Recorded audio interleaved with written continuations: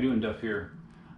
You're in the garage with my 2016 Tacoma. Yes, my Tacoma. I haven't done Tacoma videos in forever. When I first got this truck, I did a bunch of mods and additions to it. I'd say all that happened probably within the first 15,000 miles of owning the truck. The truck now has 40,000 miles on it, and it's just been doing its job. No bubbles, no troubles.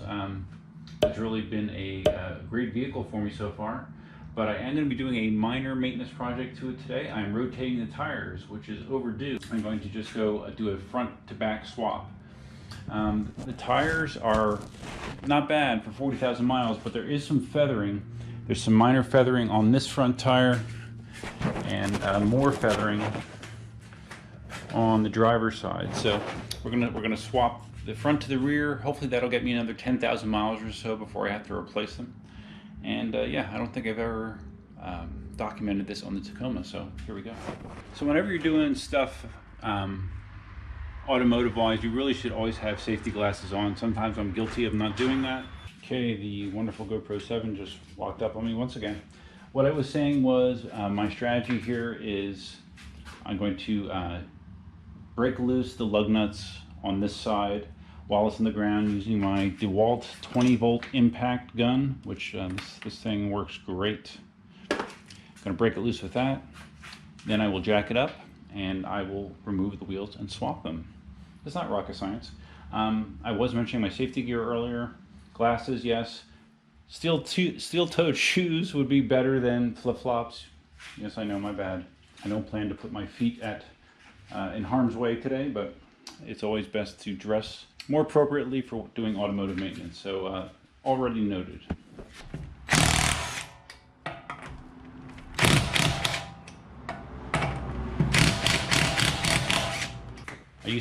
I have an air compressor over there, but it wasn't strong enough to accurately drive my air wrench, so it was never able to break these lugs free in the past when I was doing automotive work. But there's never been anything that this DeWalt has not been able to break loose. All right, I have lug nuts loose, front and back. So we're going to bring it up. The truck sits very high, so you kind of wind up being at the limits of the floor jack. All right, so once you have it in the air, we're going to be taking the front one off first. You need to throw a jack stand underneath it as a secondary precaution. And the problem is my jack stands aren't tall enough. So in the past, what did I do? I think I put like a cinder block under it to get it up in the air. So let me see what I can find. Okay, what I did is I grabbed one of my my car ramps. These support a maximum of 12,000 pounds, supposedly. Put that there.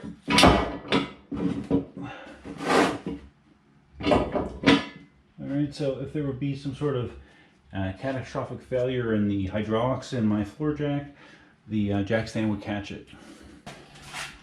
And I'm going to have to utilize that jack stand because I'm going to need to lower it, lower the hydraulic jack here to jack the back wheel. Sometimes, I think in the past I've jacked the vehicle more in the middle on the frame, and that way it actually rose, it brought both wheels up at once.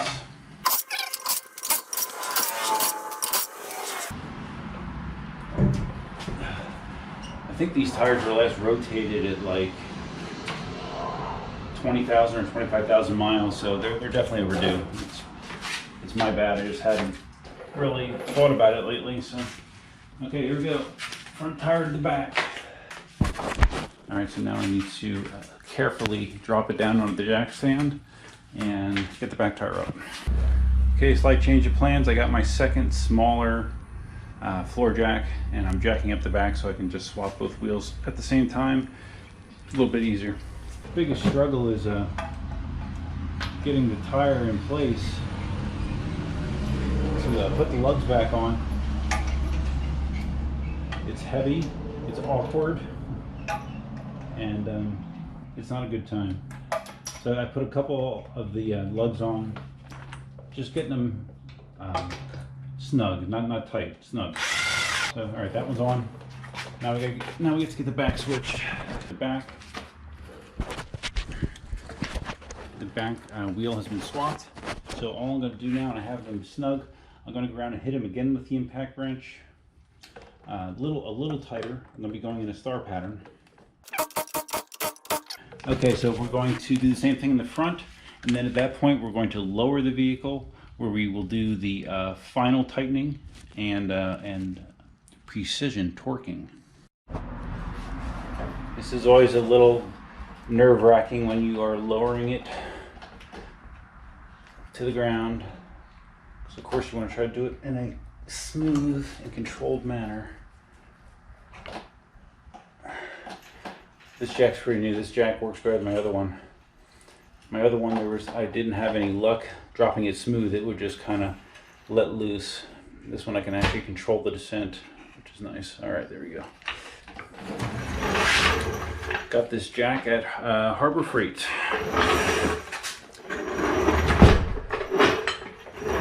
It's extra low, which allows me to get under the Tesla. Okay, so the truck's back on the ground. So at this point, I'm going to grab my torque wrench. So I'll be quite honest, the majority of my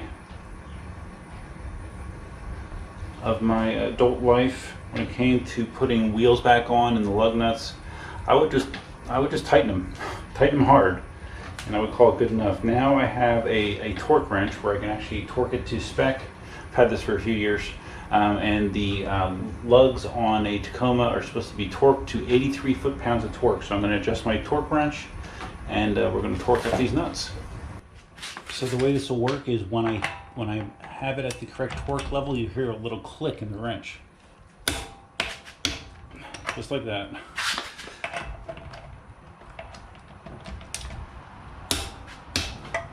And as I expected, the impact wrench already pretty much got it where it needs to be.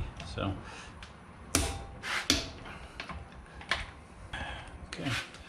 All right, we're just going to do the same thing on the other side, and this side will be good, or on the back, and this side will be good. I usually start off my automotive videos with this, and I always make sure that I finish with it. But just to emphasize, I'm not a professional mechanic if it hasn't been obvious already. So this is how I get the job done. It doesn't mean that it's the best way. It's just what's worked for me. So use the advice in this video without warranty. But really, I mean, anyone, if you have the right tools, anyone can rotate tires. You know, some like a dealership might charge you, I'm trying to think, like when they rotated Cindy's tires at Hyundai, was it $50, $100 to rotate the tires? It was a lot. So, you know, if you can do it yourself, you know, spend 45 minutes, you know, to maybe an hour, if you're having issues getting the job done yourself, then just do it yourself. I've rotated tires on, I can't tell you how many vehicles in my lifetime, quite a few. And I've done it on the Tesla twice already. I'll demonstrate the joys of lifting up a big truck wheel and tire onto the lugs and getting them lined up. See, that's resting on there, but it's not lined up.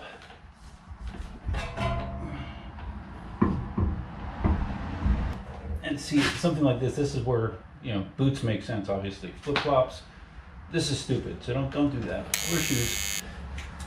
Still not lined up. Come on. There we go. Once you just have it started, you can just thread on a couple lug nuts and then just use your wrench to spin them in. And that will pull the wheel into the hub here. So that one doesn't feel like it's in very good. So once you have it started, just do this and you watch the wheel.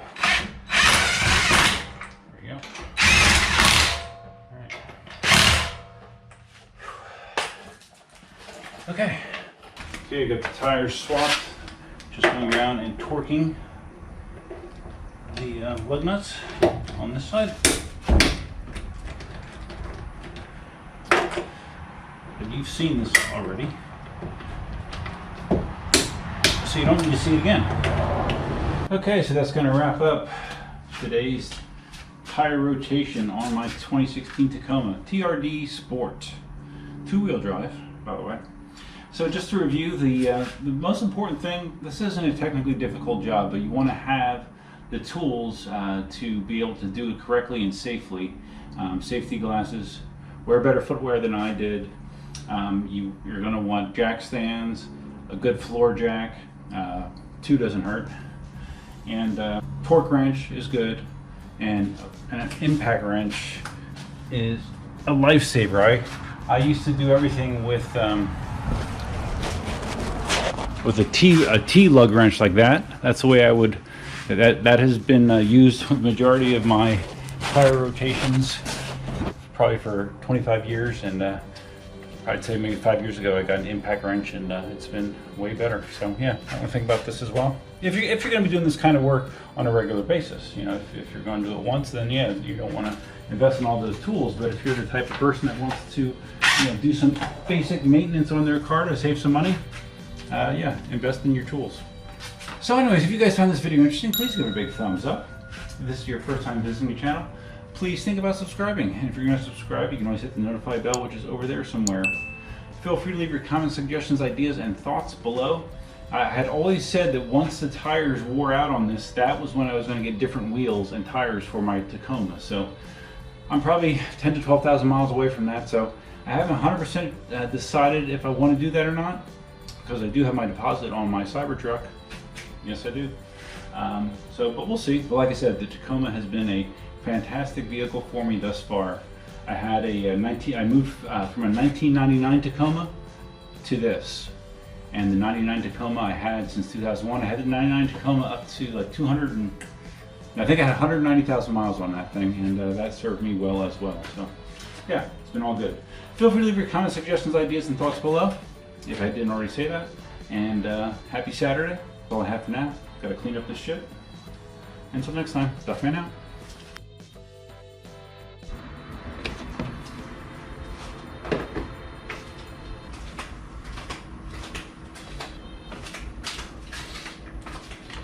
Always put your tools away when you're done with a project.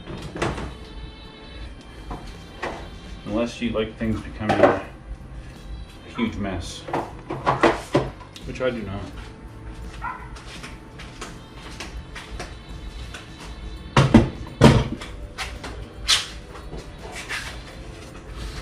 To be quite honest, this area here is way more disorganized and messy than I'm happy with. Need to get my shit together, right? Words to live by: get your shit together.